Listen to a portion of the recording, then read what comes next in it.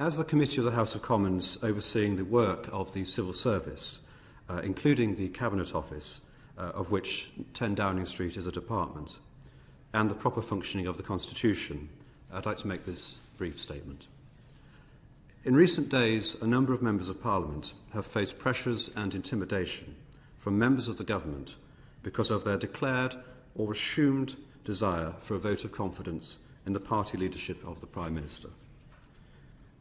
It is, of course, the duty of the Government Whip's office to secure the government's business in the House of Commons. However, it is not their function to breach the ministerial code in threatening to withdraw investments from members of Parliament's constituencies which are funded from the public purse. Additionally, reports to me and others of members of staff at No 10 Downing Street, special advisers, government ministers and others encouraging the publication of stories in the press seeking to embarrass those who they suspect of lacking confidence in the Prime Minister is similarly unacceptable. The intimidation of a Member of Parliament is a serious matter. Moreover, the reports of which I am aware would seem to constitute blackmail. As such, it would be my general advice to colleagues to report these matters to the Speaker of the House of Commons and the Commissioner of the Metropolitan Police, and they're also welcome to contact me at any time. Before we begin our questions, could I ask Mr Barclay to confirm that he will convey the spirit of this statement to the Government? I will. And could I ask Mr Chisholm if he would ensure that the civil service will respond as necessary? Yes. Thank you both. The first question, Mr Barclay, the committee proper. Before Christmas, you led the government in the emergency debate on standards, and the Paymaster General recently responded to an urgent question on a similar topic.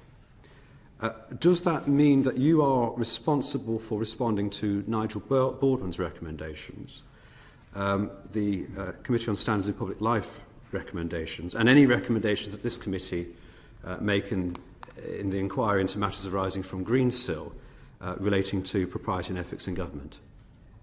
Well, you're right. I responded, Chair, in those debates.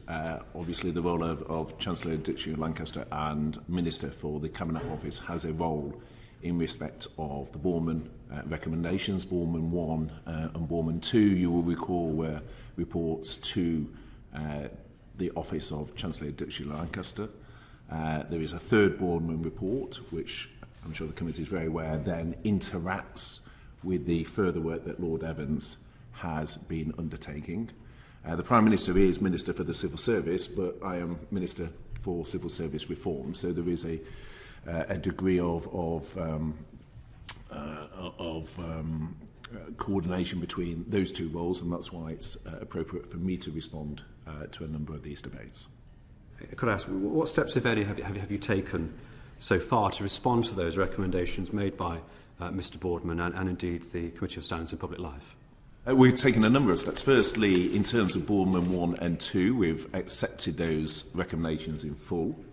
Boardman 1 has been implemented. Boardman 2, we're working through a number of those, but we have accepted those recommendations. Boardman 3 was a report to the Prime Minister, and as I said a moment ago, because of the interaction then with the further work of the Committee on Standards in Public Life, then it's right that we look at those recommendations together, and that is what we've committed to do. Thank you. Now, your predecessor, Mr Barclay, cited the Osmovoly rules in preventing the former head of the Propriety and Ethics team, the current investigator into breaches of lockdown rules at No 10 and across government, Sue Gray, from giving evidence in our inquiry into matters arising from Greensill. What is your attitude to serving officials appearing before this committee? I think most people recognise there is, Chair, a long-standing principle, which is that officials are accountable to Parliament in respect of their duties as accounting officers. And I know there's a number of members of the committee, like indeed myself, having spent 4 years on the Public Accounts Committee, that quite often in those roles would have interacted with civil servants giving evidence through the managing public money rules and their role as accounting officers. I think alongside that, there is a very long-standing principle that ministers are accountable to Parliament, and that ministers can then determine which officials, and indeed whether officials, come and speak on their behalf, or whether the minister themselves gives evidence. And in respect perhaps to a previous area of correspondence which I understand my predecessor had with the committee, then my understanding was he was offering to give evidence himself to the committee. So I think that's within the principle that I have just set out. I think more pertinently to your question, I'd refer the committee's attention to perhaps previous roles that I've had. And if you look at my time in the Treasury officials engaged with a number of select committees on behalf of my role as CST at the time. So I think there's a very strong desire, and I know this is shared by the Permanent Secretary, to support the committee, but it is within that overall guise of very long-standing principles.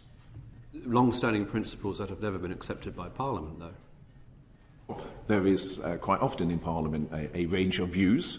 What I'm setting out is, I think, where there is common ground, Chair, is that committees are able to get evidence from ministers that are accountable to Parliament, and where appropriate, officials who can support their ministers in doing so. You're conveying a message to me that there's a change of attitude perhaps now in the Cabinet Office in its approach to allowing officials to come to this committee. Is that what you're indicating? I wouldn't want to sort of over-egg that interpretation. I think what I was referring to, Chair, is, in my regard, there has been a long-standing principle that the executive is accountable to Parliament. I think that's quite right. As a member of a select committee, that's certainly what I expected, and as a member of the executive, that's what I equally expect as an obligation now. So I think that is a long-standing principle. I'm not suggesting that is